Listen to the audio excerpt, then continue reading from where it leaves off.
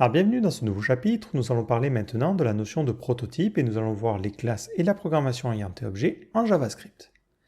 Alors d'abord, on peut remarquer quelque chose, c'est que lorsque je crée un objet simple avec par exemple une propriété, lorsque je regarde dans la console cet objet-là et que je fais point, on me montre des propriétés ou des méthodes qui existent déjà.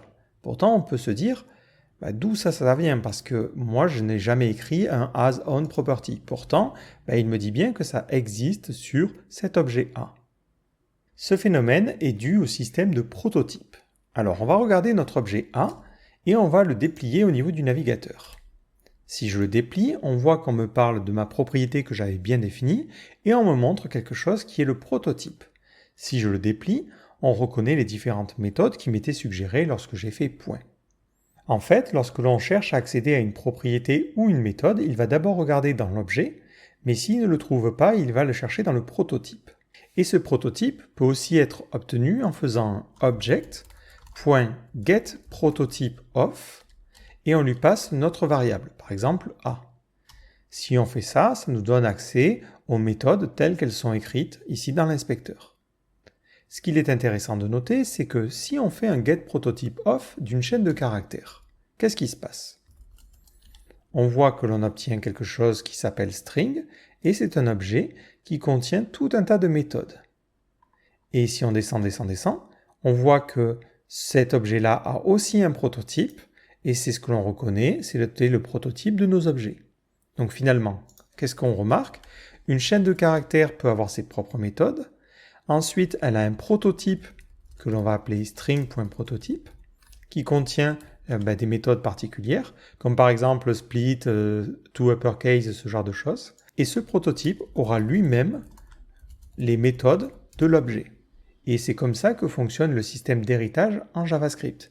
Lorsqu'on utilise une méthode, il va d'abord regarder est-ce qu'on l'a dans notre objet courant. Si on ne l'a pas, il va regarder dans le prototype de cet objet. Et si notre objet a lui-même un prototype, il va continuer comme ça de chercher d'élément en élément. Ça explique, si par exemple je reviens sur la documentation et qu'on cherche un toUpperCase, voilà. Cette méthode, elle nous est montrée non pas directement sur string, mais on nous dit c'est sur le prototype de string. Donc ça veut dire que toutes les chaînes de caractères y auront accès parce que les prototypes des chaînes de caractères sont de cette manière-là. Et on remarquera que c'est la même chose aussi pour les tableaux par exemple. Si on regarde array, on va avoir le array.prototype.quelque chose. Typiquement, on va avoir par exemple une méthode push qui permet de rajouter un élément à un tableau. C'est sur le prototype. Donc tous les tableaux ont comme prototype cet élément-là et ont du coup accès à toutes ces méthodes-là. Et ils ont aussi accès aux méthodes des objets. De manière générale, dans le langage de base du JavaScript, vous n'allez avoir que deux niveaux de profondeur, c'est-à-dire que vos objets que vous allez créer, donc vos entiers, vos nombres, vos tableaux et tout ça, ils vont avoir les méthodes qui sont disponibles dans leur prototype associé et ensuite dans le prototype des objets. Et c'est tout. Vous n'aurez pas 3 ou 4 niveaux de profondeur. Mais c'est toujours intéressant de savoir que ça fonctionne de cette manière-là en interne. Alors vous vous dites, c'est vachement bien, mais est-ce que nous, du coup, on peut se créer nos propres prototypes, c'est-à-dire lister tout un tas de méthodes et de choses comme ça après on pourra créer des objets plus facilement. Typiquement, pour représenter un élève, par exemple, on a envie de préciser un prénom, un nom, et peut-être ensuite avoir une méthode qui permet de récupérer le nom tout attaché. Ça serait pas mal de pouvoir avoir une sorte de type personnalisé. C'est ce que l'on peut faire grâce à la syntaxe des classes. Alors, on va remettre ça. On peut écrire classe et donner un nom à notre classe. Par convention, on mettra ce nom en majuscule, mais ce n'est pas du tout une obligation. Et ensuite, on écrira des accolades. Rien qu'en faisant ça, on a créé, si vous voulez, notre type personnalisé. Si je regarde à quoi ressemble student, on me dit pour l'instant que c'est une classe, mais juste en regardant comme ça, le navigateur nous dit aussi que c'est une fonction. Si on regarde d'ailleurs le typeof de student, on nous dit que c'est une fonction. Les prototypes sont des fonctions. Par exemple, string, qui est donc le truc sur lequel on a les prototypes et les différentes méthodes, si je regarde le typeof de string, on me dit bien que c'est une fonction. Mais c'est une fonction qui va marcher un petit peu particulièrement. On a la possibilité d'abord de donner des propriétés. Par exemple, on peut s'imaginer que tous nos étudiants seront dans la même école. On peut mettre à l'intérieur une propriété école et on lui dira que c'est Jules Ferry. Bon, en l'état, ça ne change rien. Maintenant, la particularité, c'est que je peux créer un objet qui aurait comme prototype cet élément-là.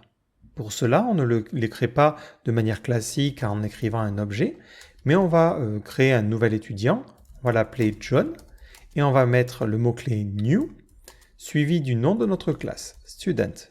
Et ensuite, on va mettre des parenthèses comme si on appelait une fonction. Et juste derrière, on va faire un console.log de John, histoire de vous montrer un petit peu de quoi il en retourne. Donc là, on voit bien qu'on a notre objet. Si je le déplie, on voit qu'il a tout de suite une propriété qui va être définie, qui sera école, qui se fait automatiquement grâce à ce que j'ai mis au niveau de la classe. Et si je regarde le prototype, on me dit que c'est bien ma classe student.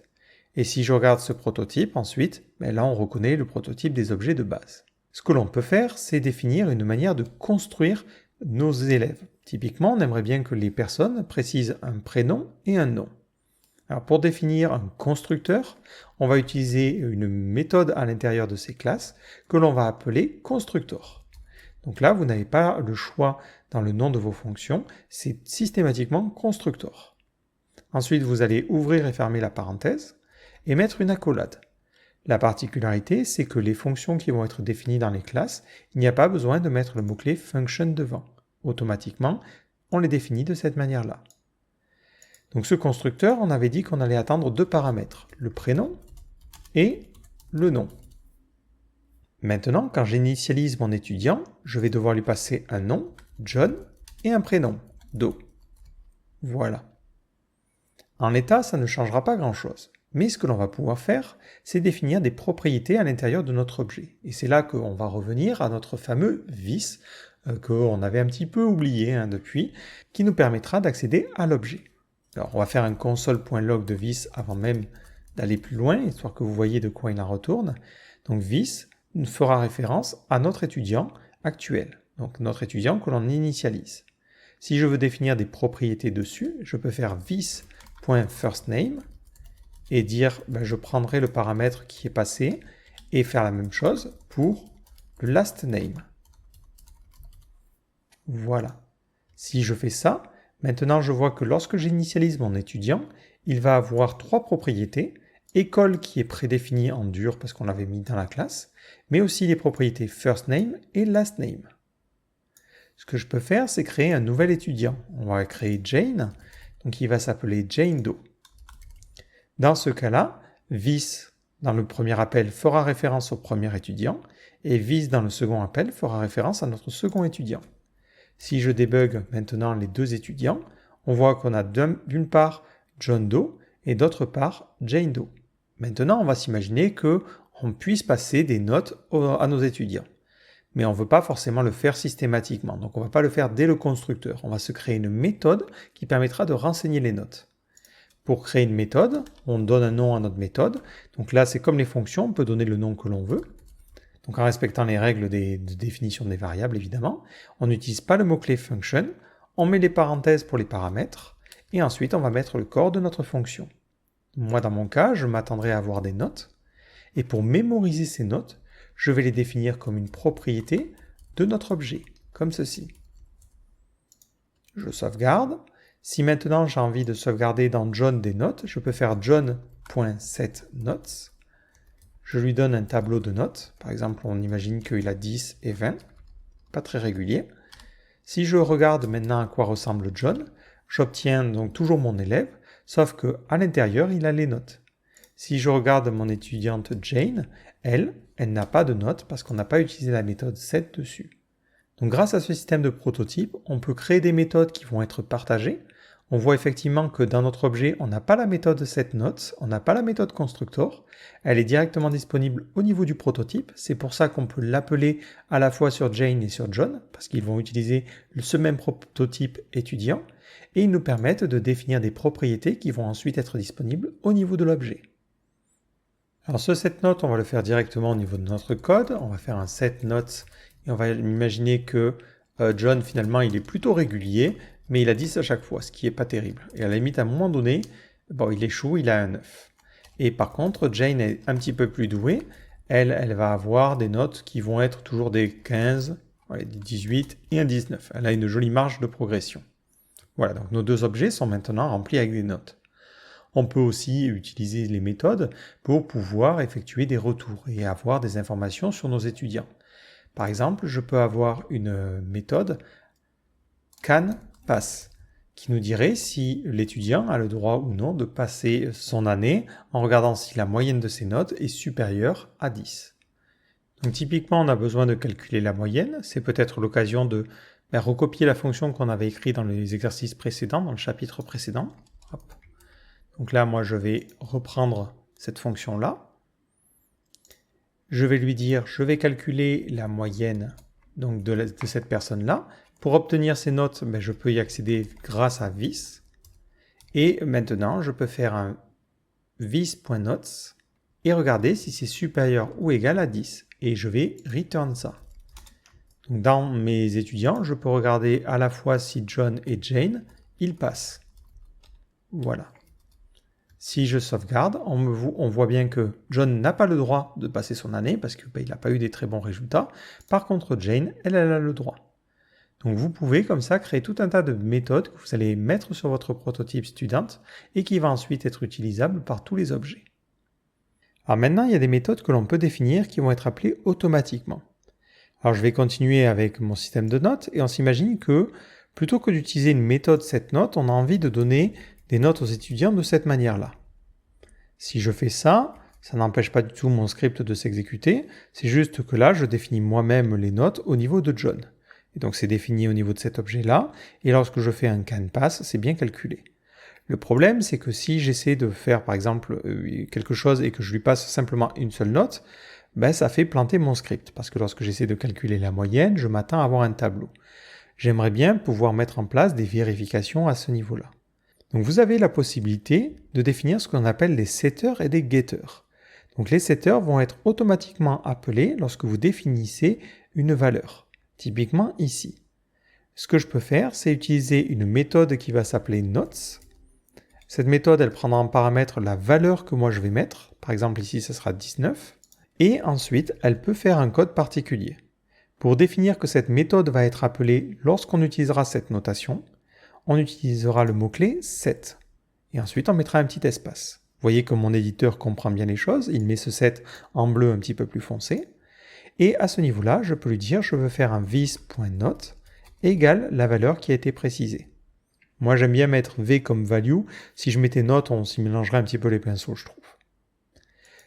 Bon, si je sauvegarde, ça ne va rien changer au problème. Ça va créer encore plus de problèmes. D'ailleurs, ça nous amène à une nouvelle erreur. Maximum call stack size exceeded. Ce qui se passe, c'est qu'ici, quand vous faites un vis.notes, il va essayer de réappeler le setter, vu que dès qu'on essaie de définir une propriété qui s'appelle note, il faut appeler ce setter. Et il s'appelle en boucle, puis au bout d'un moment, il plante. Donc ça, on ne peut pas l'appeler note. Donc nous, on va l'appeler, par exemple, underscore notes. Si on l'appelle de cette manière-là, il faudra penser à ce niveau-là à l'appeler underscore notes. Si je sauvegarde maintenant, on me dit dans le cadre de Jane, il y a un problème. Effectivement, on n'a plus accès à cette méthode setNote, mais à la place, maintenant, on peut utiliser un simple égal. Voilà. L'avantage, c'est que maintenant qu'on a des méthodes, on peut faire des vérifications et vérifier, par exemple, est-ce qu'on a un tableau. Pour vérifier si quelque chose est bien un tableau, on peut utiliser la méthode isArray.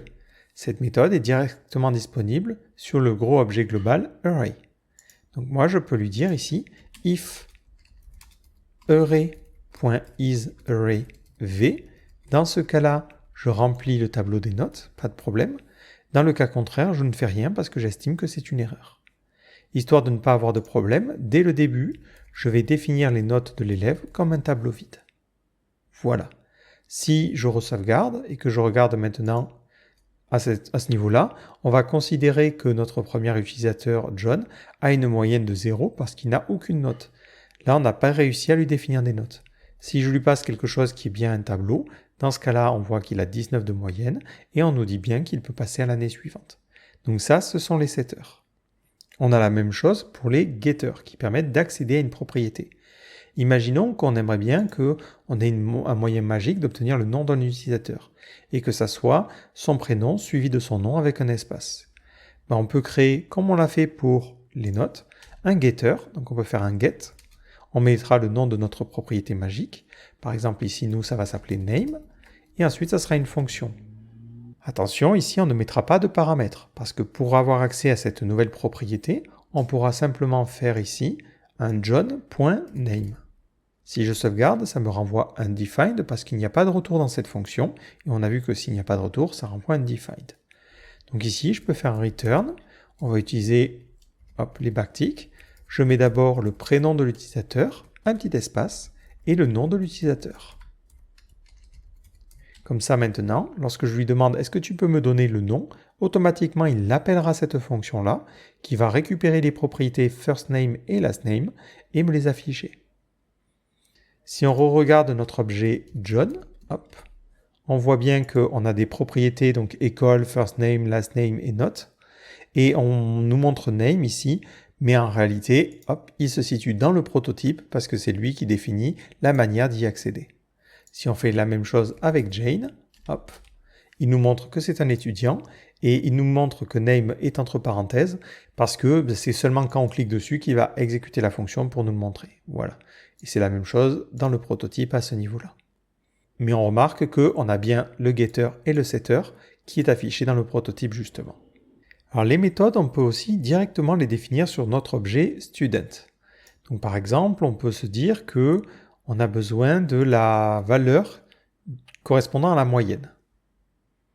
Donc dans ce cas-là, on peut écrire static suivi d'une propriété. Par exemple, on va écrire moyenne et on peut mettre une valeur. Par exemple, on mettra 10.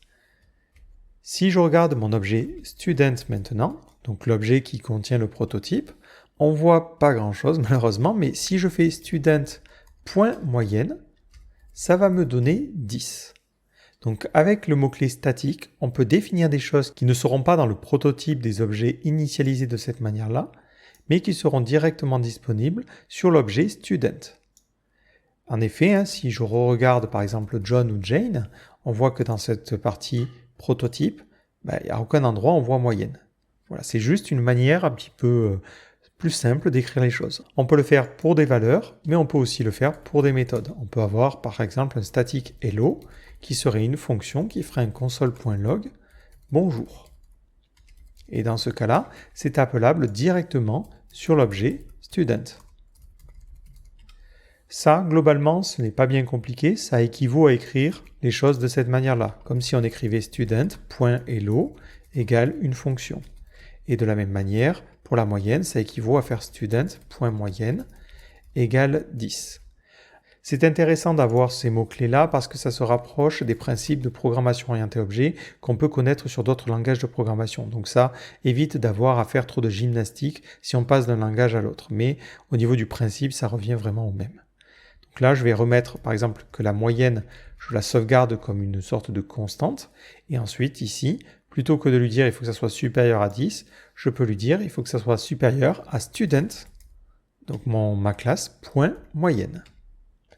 Ce qui est intéressant avec cette approche-là, c'est que vous pouvez facilement changer la valeur. Si vous voulez que les étudiants au-delà de 0 ils passent, vous pouvez changer la valeur de moyenne plus facilement. C'est surtout intéressant si c'est utilisé dans différentes méthodes. Donc quand on regarde la documentation justement de MDN ou n'importe quelle documentation, on va avoir cette distinction qui va être faite. Par exemple, la méthode isArray que l'on a évoquée, où on voit ici la méthode from, où je crois qu'il y a tout aussi, ce sont des méthodes qui sont directement disponibles au niveau de l'objet array. Donc lorsqu'on a besoin de les utiliser, on fera array.quelque chose. Alors que les méthodes qui sont dans le prototype seront des méthodes qui vont être disponibles sur les tableaux. D'ailleurs, en programmation orientée objet, on va dire que John ou Jane ici, ce sont des instances d'étudiants. Bien qu'en JavaScript, ça n'a pas forcément la même signification. On a juste créé des objets qui ont comme prototype le prototype créé par student. Mais en réalité, vous pouvez imaginer ça comme une version d'un étudiant, si ça vous aide au niveau du concept. Alors une dernière chose que l'on va voir, c'est justement comment on peut faire un prototype d'un prototype. Alors ça paraît compliqué, mais rassurez-vous, c'est très simple. On peut imaginer qu'on a une classe qu'on va appeler SuperStudent. Et cette classe-là, on aimerait bien que son prototype à l'intérieur soit student. On peut l'écrire en faisant un extends student. je peux alors préciser que John ou Jane, peu importe, va être un super student. Et par défaut, on va imaginer qu'il a des mauvaises notes. On va imaginer qu'il a 0, 10 et 8. Voilà. Donc lorsque je regarde au niveau de ma console, si je regarde à quoi ressemble John, on va voir cette chaîne de prototypes. On voit que ici notre élément a comme prototype un super student, qui lui-même a comme prototype student, qui lui-même a comme prototype object. Donc ça veut dire que quand une méthode va être recherchée, elle va être recherchée d'abord dans super student. Vu que j'en ai aucune, il va l'ignorer. Il va les chercher ensuite dans student. Donc c'est ce qui lui permet d'accéder par exemple aux méthodes canPass ou autres. Et s'il les trouve, il les appelle.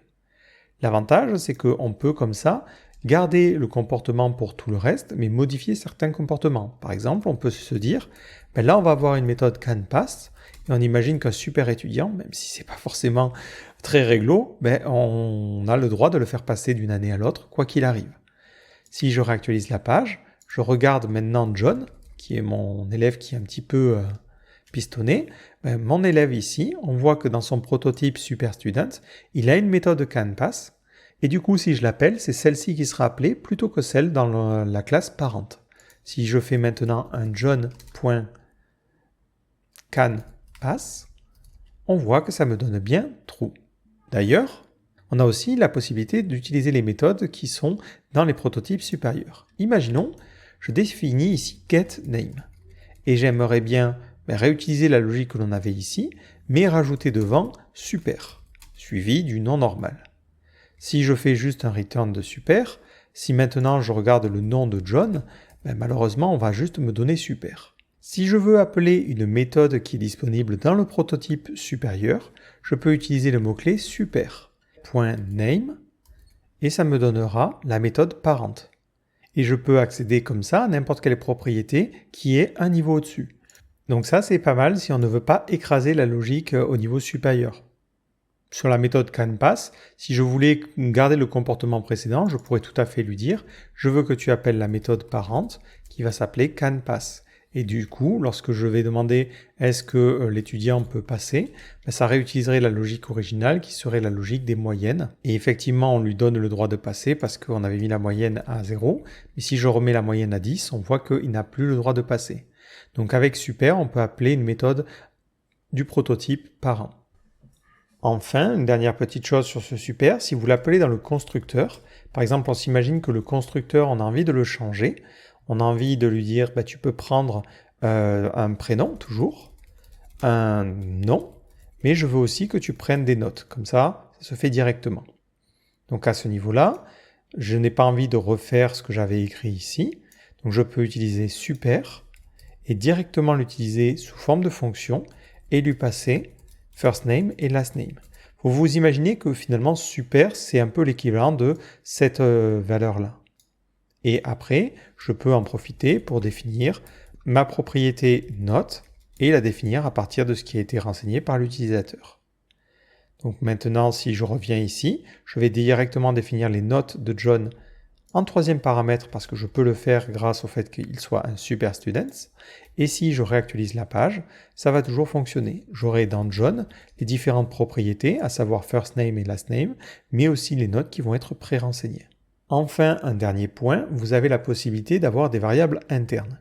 Comme je l'ai fait ici, moi j'ai mis underscore note pour me dire en fait c'est une variable qui sert à l'intérieur de la classe, mais que je n'ai pas forcément l'intention de regarder depuis l'extérieur. Parce que ce qui m'intéresse, c'est de savoir s'il a le droit de passer ou non. Si une variable ne doit pas être exposée à l'extérieur, vous pouvez la définir avec un dièse devant. Donc par exemple, si je fais ici un dièse secret et que je mets hello comme valeur, si je regarde mes différents objets, si je regarde John par exemple, et que je déplie, je vois que j'ai accès à secret dans la partie debug. Par contre, si je fais un john.$secret, hop, il me dit non, tu n'as pas accès à cette propriété privée. On ne peut pas l'utiliser en dehors de la classe. Donc dans le cadre de nos notes, c'est idéal. Je peux la définir comme ça. J'ai le droit de modifier cette propriété directement dans la classe. Ça ne lui pose aucun souci. Par contre, je n'ai pas le droit de le faire en dehors. Je n'aurai pas accès aux notes en dehors de mon système, si ce n'est, si je le choisis évidemment, à travers des getters et des setters comme je l'ai fait ici.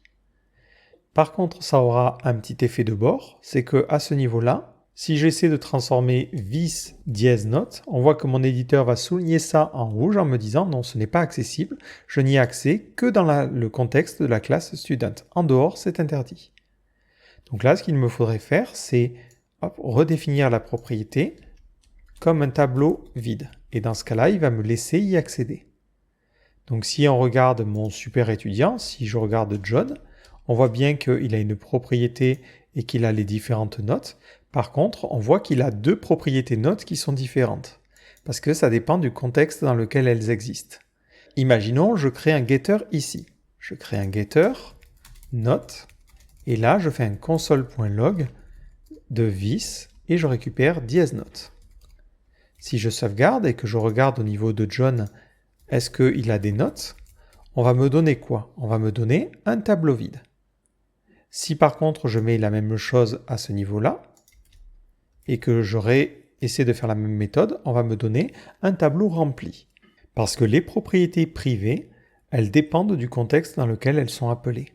Si je reprends mon système avec des underscore notes, donc je remets underscore notes un petit peu partout, voilà, ici, ici, ici, là, et normalement là-haut.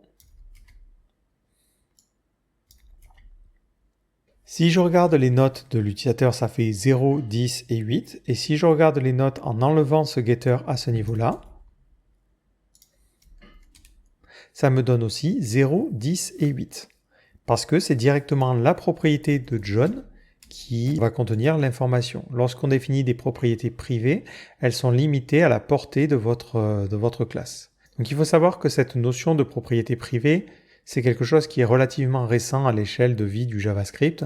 Donc de manière générale, beaucoup de développeurs vont avoir tendance à ne pas les utiliser pour l'instant et plutôt utiliser les underscores pour dire que ce sont des variables qui sont internes, sans forcément non plus qu'il y ait une vérification côté navigateur. C'est juste une convention qui permet de dire « Ok, ça c'est interne et je n'ai pas vocation à les utiliser en dehors ». L'avantage qu'apportent les propriétés privées avec le dièse, c'est qu'on ne peut vraiment pas les appeler depuis l'extérieur et donc il y a une vérification qui est faite au fonctionnement. Mais si vous voyez très peu dans du code que vous allez explorer de dièse, c'est tout à fait normal, c'est que c'est très récent et il y a des comportements qui peuvent être un petit peu handicapants comme celui que l'on vient de voir et c'est pour ça que vous ne le verrez pas forcément partout. Donc voilà un petit peu pour ce chapitre-là. Donc qu'est-ce qu'on doit retenir ? On va retenir que tous les objets et tous les types en fait, de base en JavaScript vont fonctionner avec un système de prototype. Lorsqu'on utilise une méthode ou lorsqu'on accède à une propriété, on va regarder si cette propriété existe sur l'objet courant et si ce n'est pas le cas, on va regarder sur son prototype en remontant jusqu'à arriver à l'objet qui n'aura plus de prototype. Si on le souhaite, on peut créer nous-mêmes nos propres prototypes grâce au mot-clé classe. On met classe suivi du nom de notre prototype et ensuite on peut définir des propriétés qui vont automatiquement être injectées dans nos objets et des méthodes. Et surtout, on peut définir un constructeur qui permet d'expliquer comment notre nouvel objet va être initialisé. En général, dans ce constructeur, on va faire ce que l'on appelle de l'initialisation, c'est-à-dire qu'on va définir des propriétés à partir des paramètres qui nous auront été envoyés. Ces propriétés vont être propres à chaque instance, c'est-à-dire à chaque objet qui va utiliser ce prototype-là. Ensuite, à l'intérieur, on peut définir des méthodes et on peut aussi définir des setters et des getters. Les setters et les getters permettent d'avoir une syntaxe qui va être un petit peu plus simple et plus naturelle à écrire par la suite. Par exemple ici, ça nous permet de faire un Jane.note égal plutôt que de faire un Jane.setNote et d'avoir une méthode particulière. On a aussi la possibilité de définir des propriétés ou des méthodes comme statiques, et dans ce cas-là, elles seront directement disponibles sur l'objet qui sert de prototype, plutôt que sur les différentes instances. Et après, on a vu le principe de l'héritage. Si on veut, on peut avoir un prototype d'un prototype, mais on peut continuer. On pourrait tout à fait avoir une classe qui extend de superstudent, qui extend lui-même de student. Et là, on peut définir de nouvelles choses et modifier le comportement de certaines méthodes ou rajouter de nouvelles méthodes par rapport à nos besoins. Donc ça, c'est tout un pan du JavaScript qui nous permet de faire de la programmation orientée objet. C'est une manière d'organiser le code qui va permettre de représenter des notions complexes sous forme d'objets qui vont être réutilisables. Ça va être très pratique et suivant les situations, ça peut être plus ou moins utile. Alors ce que je vous propose dans le chapitre suivant, c'est de faire quelques exercices liés à la programmation orientée objet pour vous mettre à l'aise un petit peu avec ces concepts-là.